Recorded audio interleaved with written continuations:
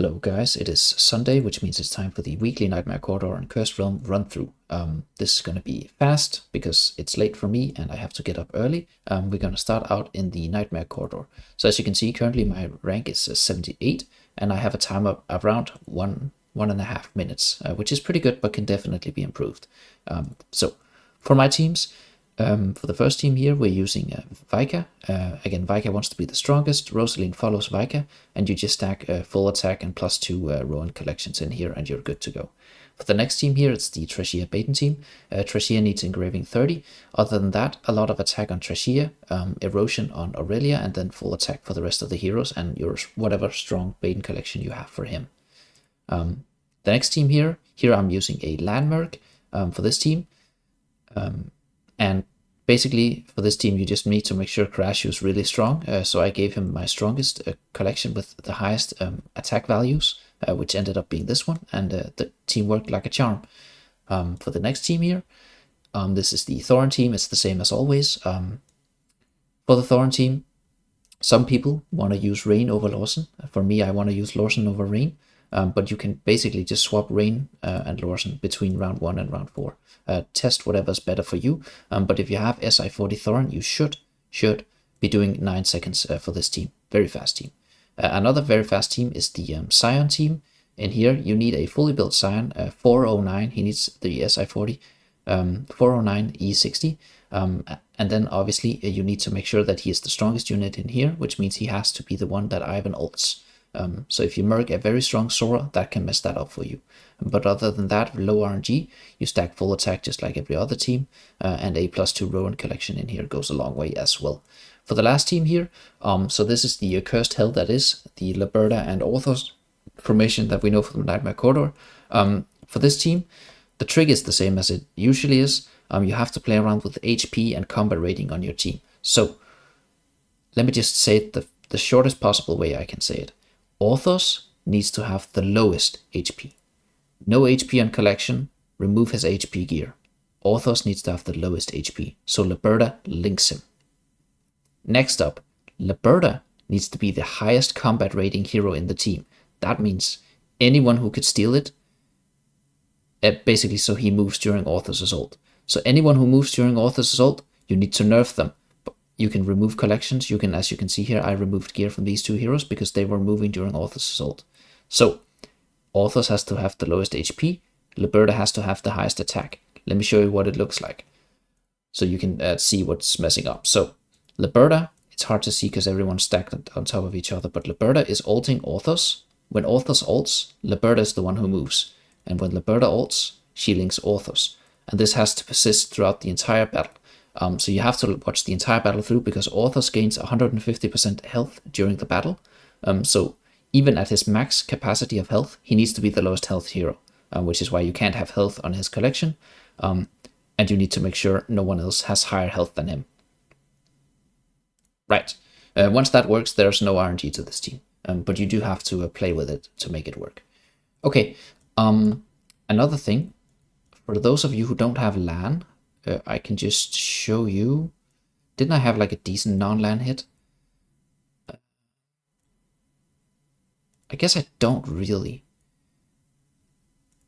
No, I don't think I do. I'm sorry about that one. I thought I had a non-LAN hit, but it seems like I've been merking LAN since the very start. Sorry about that. Anyways, heading into the Cursed Realm. This week of the Cursed Realm, I'm happy I got a better score. But as you can see here, my initial hit, where is it? I did 146 billion damage on this hit with my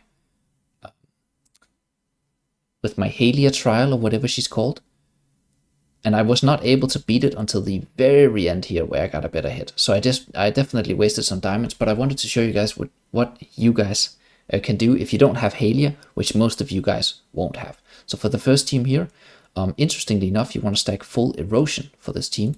And just put obviously inside here full erosion elsewhere, +2 effect on Kren, and then just a strong whatever strong you have of this type of collection on Antandra. It's not that high of a requirement team, and it's not that much RNG. Belinda has a little bit of RNG. Again, as per usual, magic pierce here, health here, inside attack here, full attack here, and then your strongest Belinda collection. for this team. So here's where you have to probably merc, depending on which highborn hero you have. Now I have Gwen, like most people, so I'm using this setup. If you have Skyland, you have access to a much better setup with both Lan and Skyland. And if you have both Lan and Skyland and Halia, you can do the best in slot setup. But for most people, that's unachievable. Again, I'm just going to go through the Gwen formation for me, because most people have Gwen and not a lot of people have Skyland. So I'm merking a Lan, and then I'm just using a Gwen in here, and it's pretty low RNG for 21 billion. You want inside here.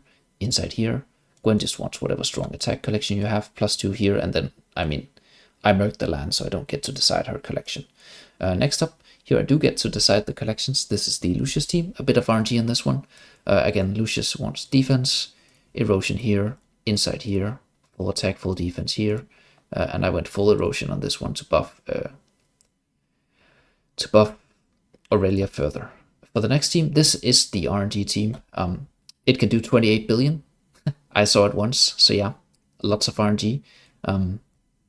You can play around with a collection on Urine here to try and hit it, but for me, yeah, this just ended up being the best. So you want inside here. For Urine's collection, like, you want maybe just inside of the other type, or +2 of this type, or just a strong of the other type collection. You can really play around with this one.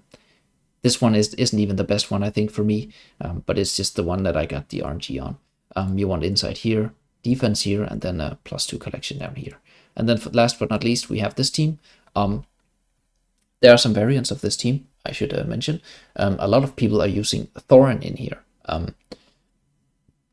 for a similar result, but I'm using the Eugene version because it's much easier to make work.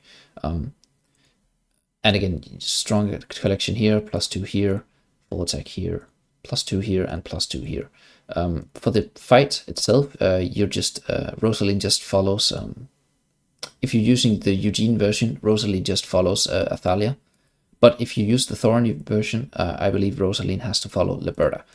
But yeah, didn't test that one out too much myself, because it's only like 600 billion damage gain if I made it work for me. But yeah, I think that wraps it up. If you guys watched my Sora summoning video, I ended up ascending her today, actually. I had to push my towers as far as they could go, and she actually took me in total 570 cards. So yeah, quite the expensive bitch, but it is what it is. Definitely can't get lucky every time, but now the time emblem stash is at an all-time low. So yeah, can't summon the new Hypergen, so hopefully that guy sucks. Also, Hunting Fields, we don't know the ranking yet, but I'm pretty happy with my team's performance. We could definitely have done a lot better. Like, we could have hit like 1.48 or above if I got my shit together and made the second Graveborn team work earlier. But yeah, I had to jump through some hoops to make that one work, so it's partially my fault. But then again, the team didn't want to restart once I made it work. So yeah, we can't really complain about where we end up. But Hunting Fields, just as Abyssal Expedition, it's always good fun if you have some guildmates to run it with, which I did. But yeah, I'm gonna go to bed, and I'll see you guys next Sunday.